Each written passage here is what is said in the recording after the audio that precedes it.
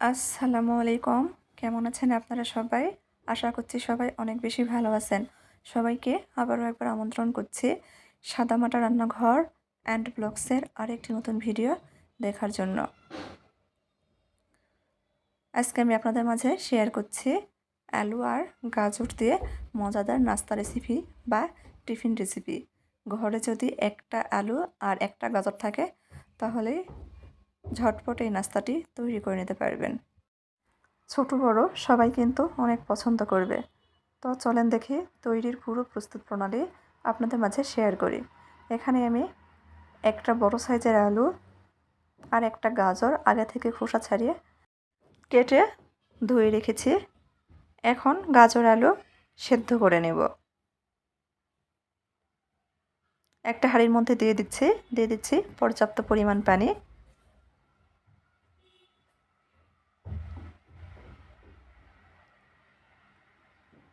ঢাকনা দিয়ে ঢেকে চুলার উপর বসিয়ে দিয়েছিলাম।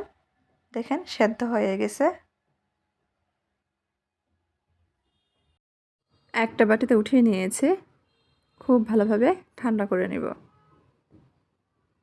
ঠান্ডা হতে থাক। এদিকে আরেকটা বাটি নিয়েছে। বাটির মধ্যে দিয়ে দিচ্ছে চায়ের কাপের মেপে 1 কাপ মতো চিড়া। চিড়াটা আমি আগে থেকেই খুব ভালোভাবে পরিষ্কার করে নিয়েছি। এখন পর্যাপ্ত পরিমাণ পানি দিয়ে 2 থেকে 3 বার চিড়াটা কুচলিয়ে ধুয়ে নিব। চিড়াতে অনেক ময়লা থাকে, অবশ্যই ভালোভাবে ধুয়ে নিতে হবে। চিড়া ধুয়ে নিয়েছি। ধোয়ার কারণে কিন্তু চিড়াটা অনেক নরম হয়ে গেছে। এখানে আমি 1 টেবিল চামচ পরিমাণ পানি দিয়ে দিচ্ছি। এই পানির মধ্যে চিড়াটা ভিজিয়ে রাখব 5 মিনিট মতো। সাইডে রেখে দিব।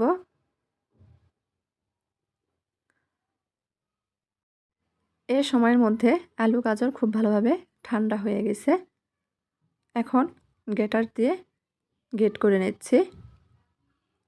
আপনারা চাইলে হাত দিয়ে ম্যাশ করে নিতে পারেন, তবে গ্রেটার দিয়ে গ্রেট করলে কিন্তু অনেক মিহি হয়।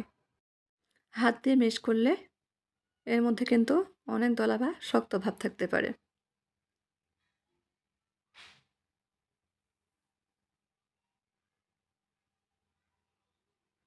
খুব ভালোভাবে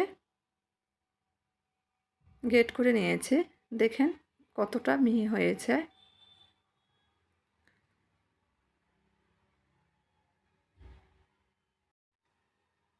এখন একটু মেখে নিচ্ছি।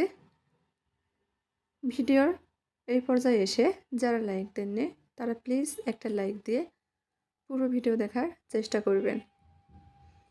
এখন এর মধ্যে আগে থেকে যে চিড়াটা ভিজিয়ে রেখেছিলাম দিয়ে দিচ্ছি। এই সময়ের মধ্যে চিড়া ভিজে কিন্তু নরম হয়ে গেছে। চিড়া দিয়ে আবারও খুব ভালোভাবে মেখে নিচ্ছি। মেখে ডো তৈরি করে নেব। এখন এর মধ্যে দিয়ে দিচ্ছি 1/2 কাপ মতো আটা। দিয়ে দিচ্ছি স্বাদ মতো লবণ, 1/2 চামচ মতো গুঁড়া মরিচ, 1 চামচ ভর্তি করে চিলি ফ্লেক্স,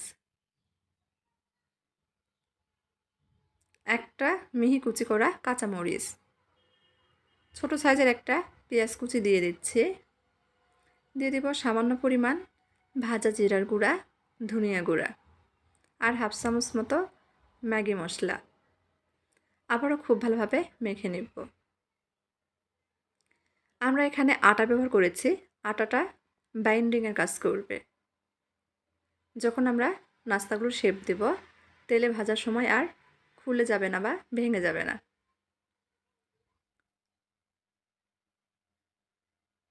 আপনারা এখানে আটার পরিবর্তে হাতের কাছে যদি কর্নফ্লাওয়ার থাকে কর্নফ্লাওয়ার ব্যবহার করতে পারেন। ভালোভাবে মেখে ডো তৈরি করে নিয়েছি। এখন একটা পিঁড়ি নিয়েছি। অল্প একটু ডো হাতে নিচ্ছি। প্রথমে হাত দিয়ে গোল শেপ দিয়ে নিচ্ছি। সামান্য পরিমাণ আটা ছড়িয়ে দিয়েছি। তারপর হাত দিয়ে এভাবে লম্বা শেপ দিয়ে নিচ্ছি।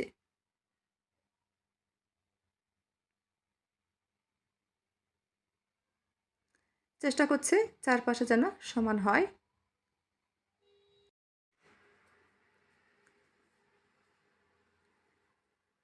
এভাবে একটা তৈরি করে নিয়েছি। এই নাস্তাগুলো কিন্তু ছড়িয়ে রাখতে হবে। একটা প্লেটের উপর ছড়িয়ে রেখে দিচ্ছি। প্লেটে অবশ্যই আটা ছড়িয়ে দিতে হবে, তা না হলে কিন্তু লেগে যাবে। এভাবে সবগুলো তৈরি করে নেব।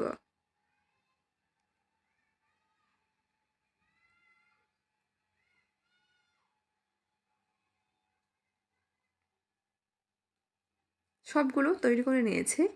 এখন এগুলো ভেজে নেওয়ার পালা। চুলার উপর ফ্রাই প্যান বসে দিয়েছি। দিয়ে দিচ্ছি পর্যাপ্ত পরিমাণ তেল। তেলটা হাই হিটে ধোয়া ওঠা গরম করে নিয়েছি। তেল ধোয়া ওঠা গরম হয়ে গেলে চুলার আঁচ মিডিয়ামে কমিয়ে দিব। তৈরি করে রাখা নাস্তা বা টিফিনগুলো দিয়ে দিব। একটু সময় নিয়ে ভেজে নেব। কুসুম গরম তেলে কিন্তু নাস্তাগুলো ছাড়লে লেগে যাবে বা ভেঙে যাওয়ার সম্ভাবনা থাকে। অবশ্যই তেলটা কিন্তু ভালোভাবে গরম করে নিতে হবে, তারপরই এই নাস্তাগুলো ছাড়তে হবে। একটু সময় নিয়ে উল্টিয়ে পাল্টে মুচমুচে করে ভেজে নেব।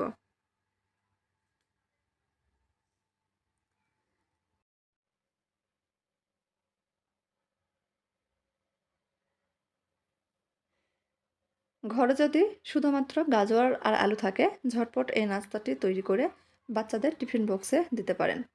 বাচ্চাদের কিন্তু টিফিন বক্স খালি আসবেই, এতটাই মজার।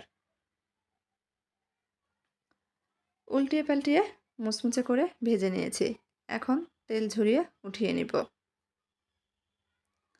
এভাবেই সবগুলো ভেজে নিব।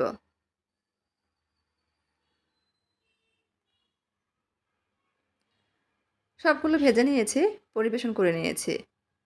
এখন একটা ভেঙে শেয়ার করছি। উপরটা হয়েছে মুচমুচে, ভিতরে একদম নরম। তো আমার আজকের এই আলু গাজর দিয়ে নাস্তা বা টিফিন রেসিপিটি যদি আপনাদের কাছে একটু ভালো লেগে থাকে, তাহলে প্লিজ সবাই চ্যানেলটি সাবস্ক্রাইব করবেন। লাইক কমেন্ট শেয়ার করে নিয়মিত চ্যানেলের পাশেই থাকবেন। দেখেন ভিতরে কতটা নরম, উপরে কিন্তু একদম মুচমুচে। আজকের মতো এই পর্যন্তই। সবাই ভালো থাকবেন। আল্লাহ হাফেজ।